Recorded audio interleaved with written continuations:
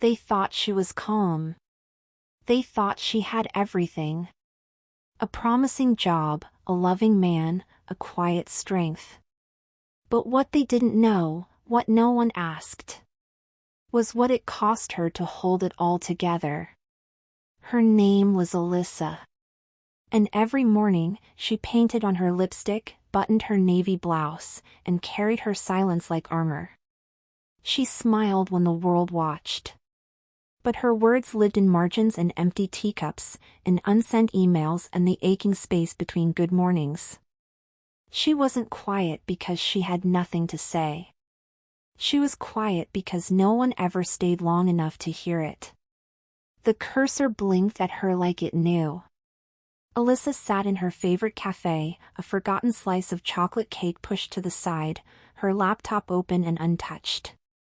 The charts and graphs from work had been closed an hour ago, replaced by a blank document titled, "The Story That Saved Me." She didn't know what the story would be. She only knew she couldn't go on pretending she didn't have one. From the outside, her life was tidy.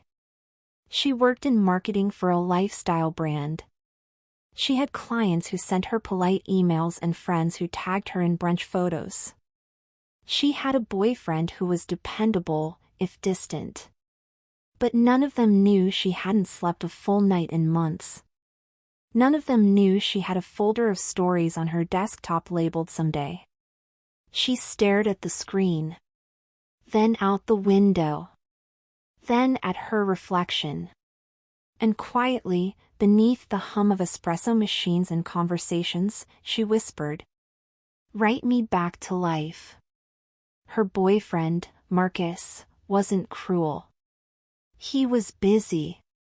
He worked in finance, and lately, he practically lived at the office. He still called. He still said "love you." But it was automatic, like closing a browser tab or putting on a seatbelt. They hadn't really touched, in weeks. He didn't ask how her day was. He didn't notice when she stopped making Sunday breakfast. He didn't know she cried once in the elevator. Not because he hurt her, but because she realized he didn't see her anymore. And it's hard to mourn a person who's still in the room. So she smiled. She scheduled. She edited herself. And the stories in her head, the ones about longing and wildness and second chances, they multiplied. They started talking back. One rainy afternoon, Alyssa boarded a train with no destination. She had the day off. Marcus hadn't noticed. She sat by the window, fingers curled around a lukewarm coffee, and watched the blur of suburbs and storm clouds. And for the first time in ages, she let herself just exist. She pulled out her notebook and began to write. Not for work. Not for anyone. For her. She wrote about a girl who wore blue like armor and dreamed of red dresses. She wrote about a woman who whispered her secrets to the moon. She wrote about love that didn't require vanishing. By the time she returned home, her cheeks were damp and her notebook heavier. That night, she opened a new document and wrote the letter she would never send to Marcus. I don't want your flowers or your schedules or your polite apologies. I want your soul. I want your mess. I want to be more than convenient. I want to be chosen. And if you can't, I will choose myself. She saved it. Didn't delete it.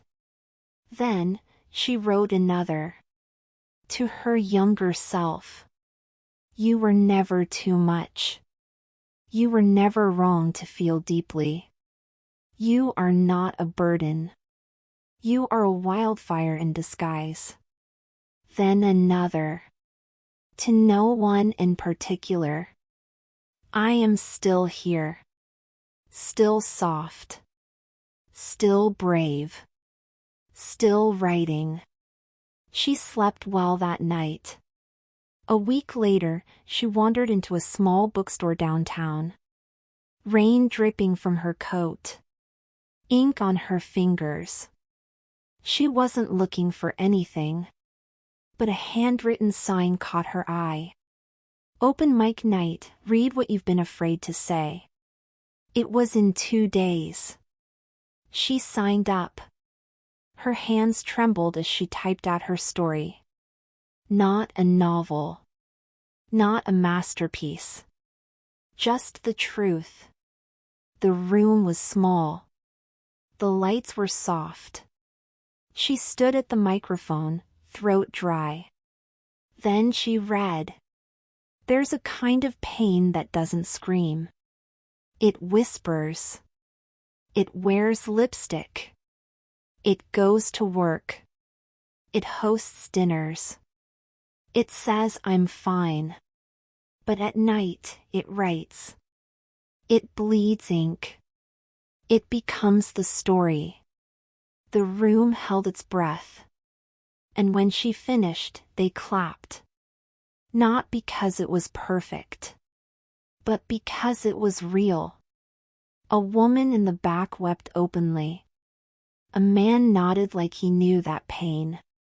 And for the first time in years, Alyssa didn't feel invisible. She felt seen. Marcus came home late that night. He noticed the stack of paper on her desk. You've been writing again, he said. She nodded. Is it about me? She paused. Then said, no. It's about me.